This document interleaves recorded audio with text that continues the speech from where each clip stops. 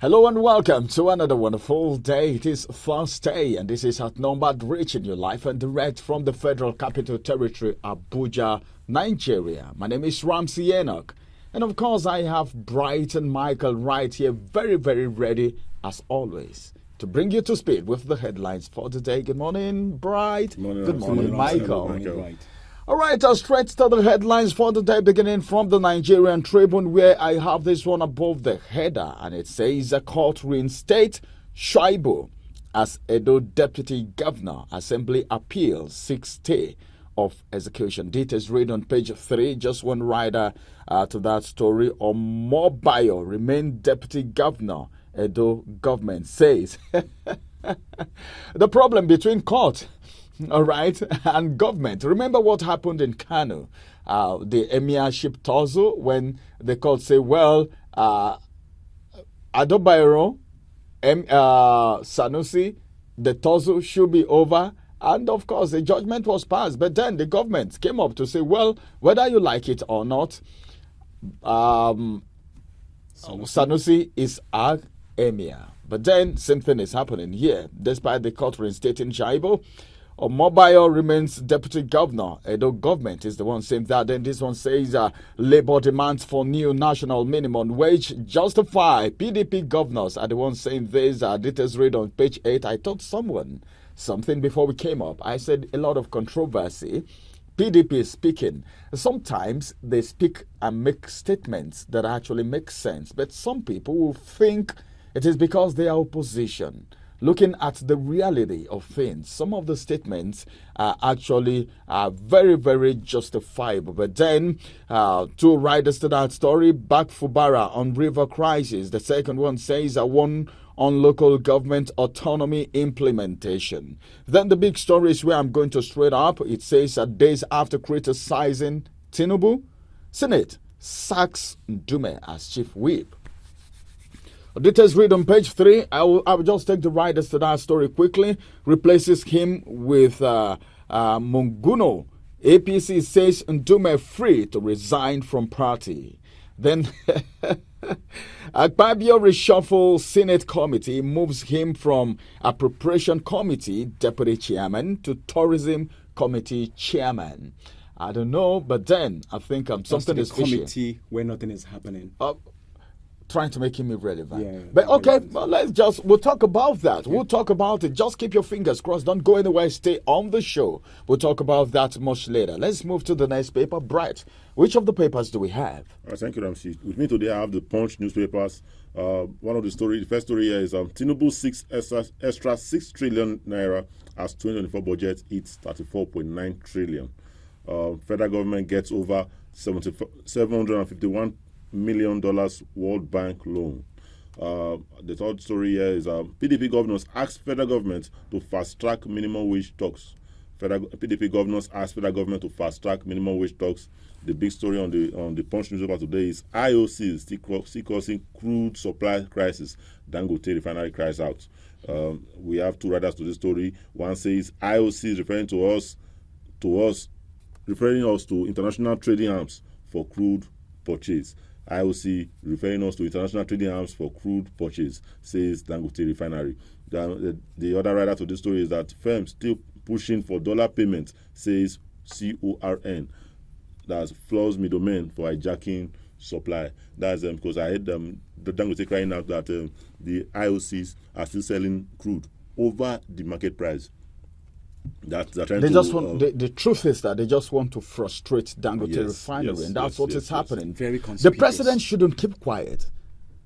I think the Dangote refinery is a national asset right now. It's a national asset. We all should come out and fight for this because it's very visible that the Dangote refinery now is being subjected to very harsh conditions which no company can survive under. Why in Nigeria? So we have to come out. Indigenous company in Nigeria, what we've been crying for over the years, we have it now, and some persons are frustrated. That is why I usually then the authorities keep quiet. That's why I usually say that we are the monsters that we. This is just to let Nigerians know that the problem is inside.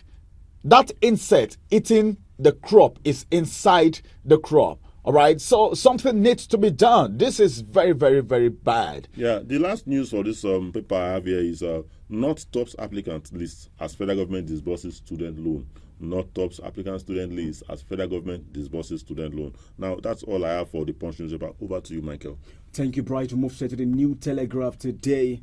IBB advocates return of religious education to public schools. One writer to that story says moral teachings will bring true change to Nigeria. Details on page 26. Bill seeking 6-year single term for president, governor scales first reading. Details on page 5 of the New Telegraph. APC leadership sacks Ndume as Senate chief whip. Appoint Monguno. One writer to that story. Bill names Ndume tourism committee chair. Details on page 2. Away from that, a big story on the New Telegraph today. Tinubu asks Senate to increase 2024 budget by 6 trillion naira. We'll have riders to the story. 6 approval to tax banks. Reps OK request. Past 1.9 trillion naira NDDC 2024 budget. OPC frets over growing debt. Debt servicing forecast subsidy payment will hit 6 trillion this year. The last rider, federal government needs to review its policies on borrowing. That is coming from Agbakoba. The last story I'll take on the New Telegraph today. PDP governors blame current hardship on APC mismanagement of economy. Someone will say this is a direct attack on the opposition party, but I don't see that way. I see it as what is happening. The truth must be said earlier. The truth must be said. I was listening to radio this morning and someone was saying that if you had advised APC not to take out the subsidy removal, they would think it was a direct attack on them. But then the palliative measures that were put before it was removed was not cushioning the effect of hunger and insecurity. Instead, it aggravated it. Speaking about PDP governors coming out to criticize the federal government for over their policies and everything. Yeah. But is it the same PDP government that are also refusing to conduct local government election in some states? We have Oyo State, for example, Sheyi Makinde complaining bitterly that nobody can impose anything on them, that he has the same rights to the federal government. Are those the same people that are now forming sense? As it is right now, we are in a state of a dilemma. Nigeria is so complex right now. Yeah. The things happening needs divine intervention, and whatever it is, God will do it to make Nigeria a better place. Okay, let's quickly look at the Guardian newspaper, where the big story says Nigeria nears a 14 trillion naira deficit as Tinubu adds 6.2 trillion naira to budget. Then this one say petrol landing cost surge to 1,117 naira per litre. This is read on page 3. Ndume's demotion stoke warnings of collapse for APC democracy. This is read on page 6. PDP governors slam Tinubu over Nigeria's mismanaged economy. This is read on page 3. Well, I don't know, but then something just needs to be done, and that's going to be the size. But then court reinstates Shaibu as Edo deputy governor, like I took in the front paper, and it is read on page 7 of the Guardian newspaper. Let's go on a quick break. When we return, we'll talk about what is happening in Nigeria, beginning from the Senate, which is one of the most powerful aspect or arm of government in Nigeria. Why was Ndume suspended? Are we still practicing democracy? Can you now speak and go scot-free? Or your life will be at stake, or your position or your office will be at stake? We'll tell you more when we return from this break. Follow us on our social media handles at Oweleke TV. Visit our website at www.oweleke.tv for a thrilling journey. Oweleke TV, rising star at the fairground.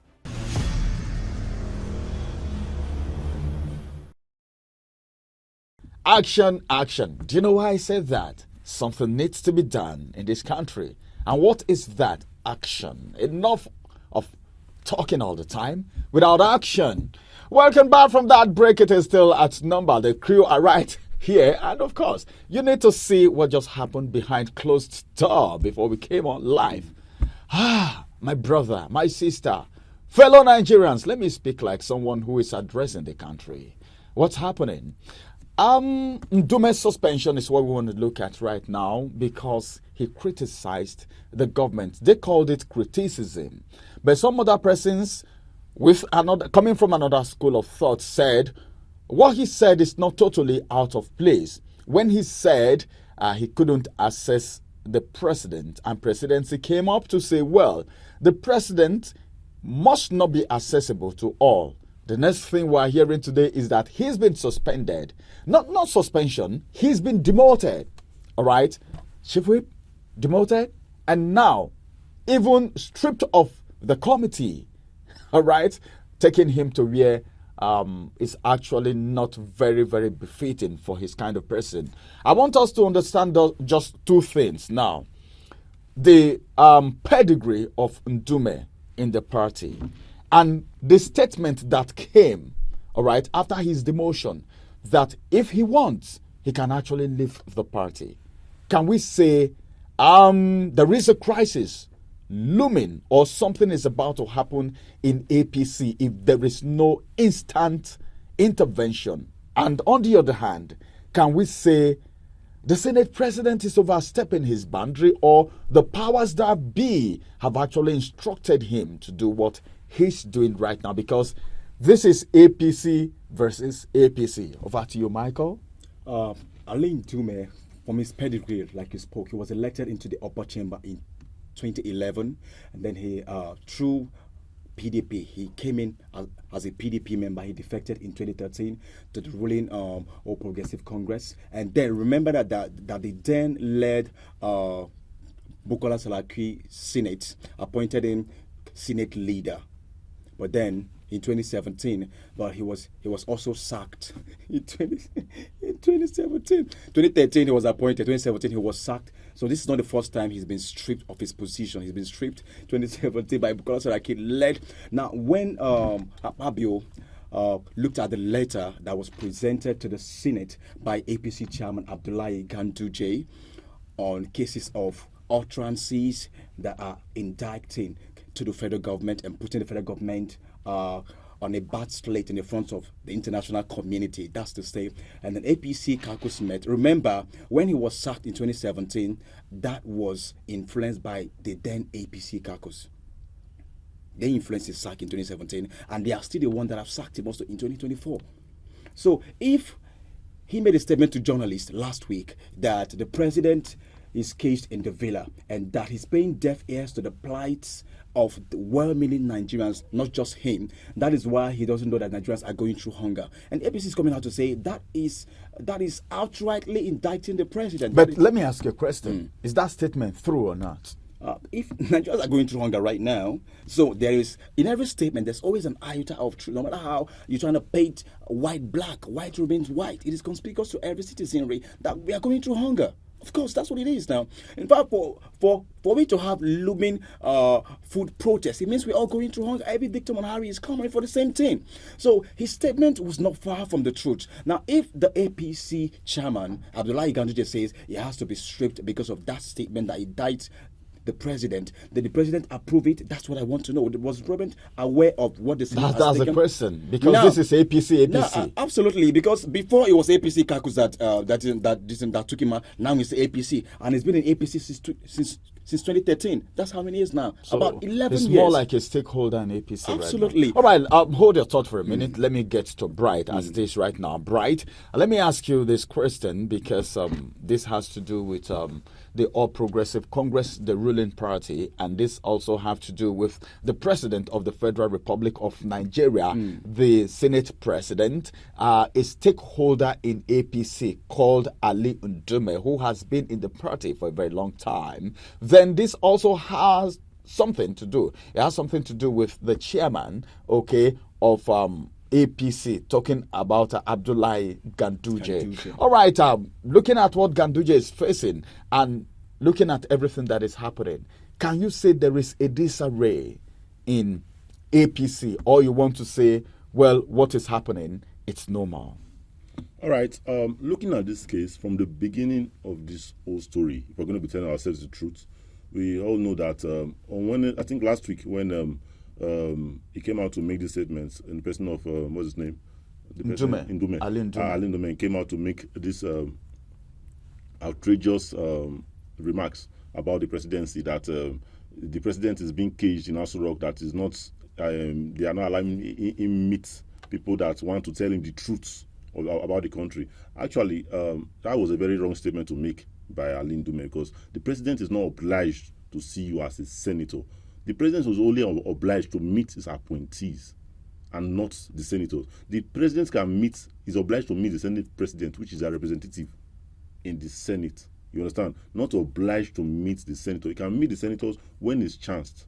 You understand? But not obliged to meet them. Because the presidency is a very busy office. You understand? It's a very busy office. It is obligatory that the president, sir, meet with the Senate and House of Rep members to discuss issues that are bedeviling the society. Yes, sir, they can even invite him. At any time. The Senate has that power. When they invite him, they have not personal meetings. What Ali Ndume is talking about is personal meetings in the villa.